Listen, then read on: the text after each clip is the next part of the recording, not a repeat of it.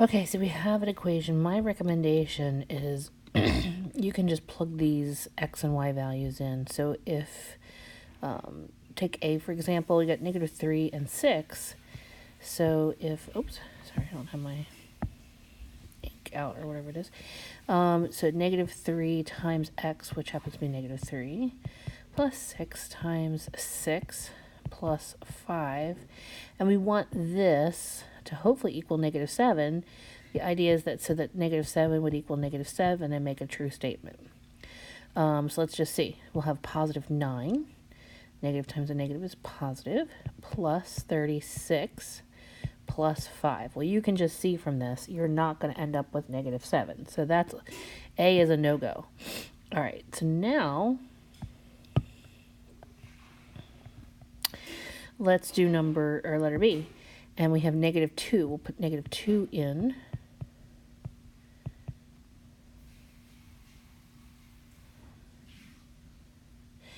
And 0 plus 5. So we'll end up with 3 times 2 is 6, positive 6 plus 5 is 11, and 11 does not equal negative 7. So that also does not work. All right. So let's get rid of that. And now we're going to do C. So negative 3 times 0 plus 6 times negative 2, oops, plus 5 equals negative 7. So we have negative 12 plus 5. Hey, look at that. Negative 7 equals negative 7. So there we're good. This one is definitely a possibility. Now, are we done? Nope. Select all that apply. So now we'll have 6 in for x, plus negative 3 in for y, plus 5 equals negative 7, negative 18 plus negative 18 plus 5. Hopefully you can see that that's not going to work. That's going to be negative 36 plus 5. So that's, D is out. And let's see if E works.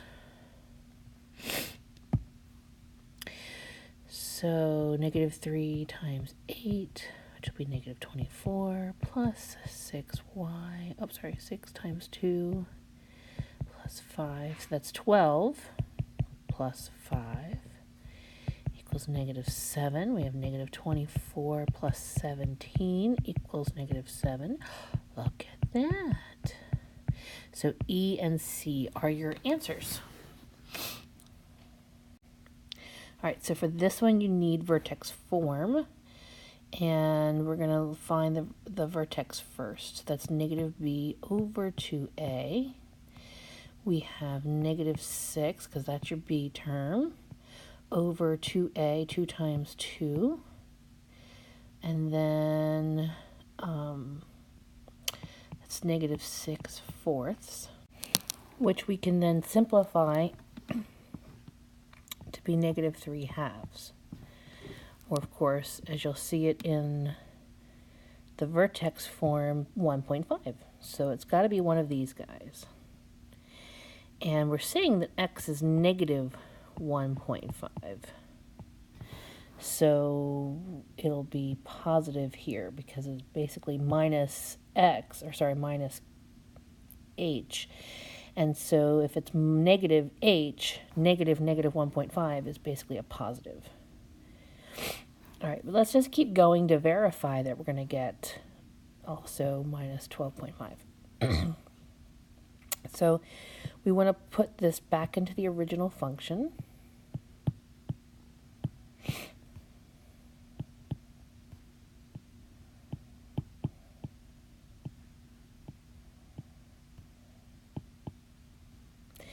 And when I do all the maths, you're going to want to make sure that you're going to square it first because of PEMDAS. So 1.5 squared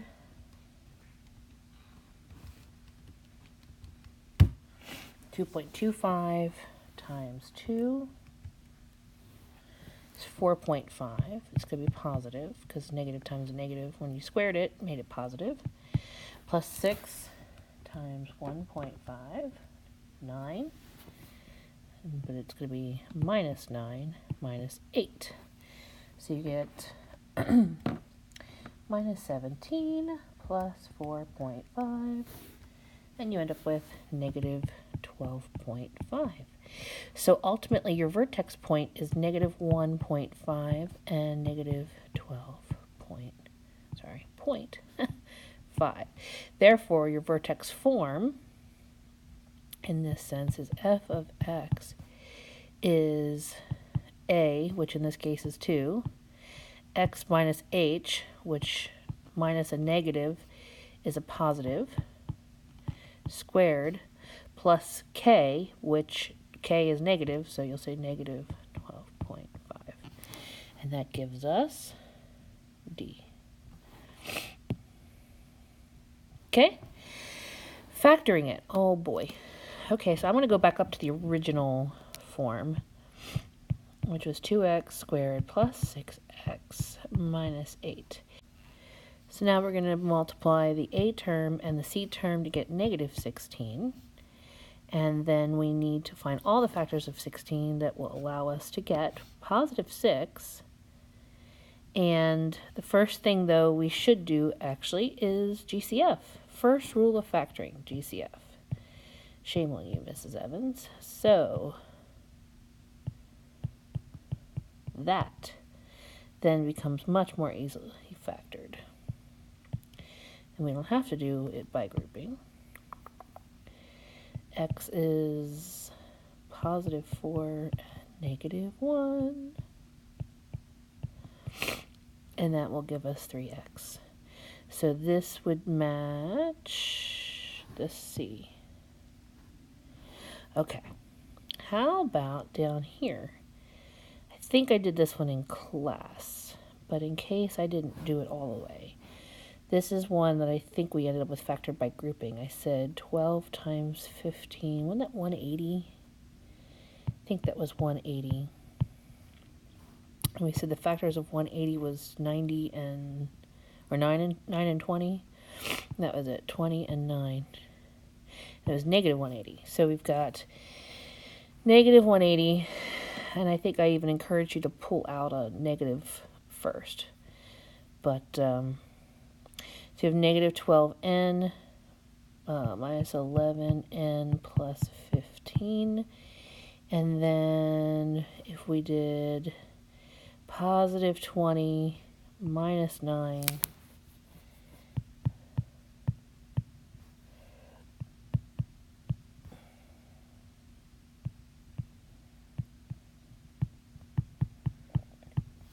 excuse me, and now factor by grouping. So we're going to factor this guy and factor this guy. So we're going to factor out a positive 4n, which leaves us with 3n minus 5,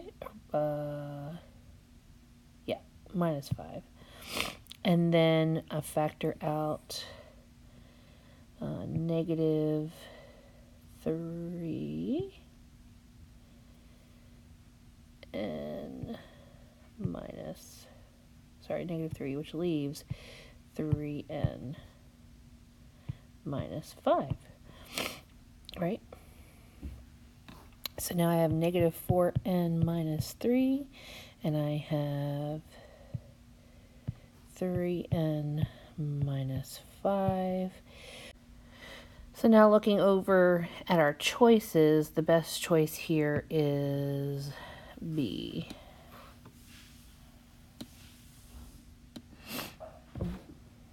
Okay, so we'll take a break.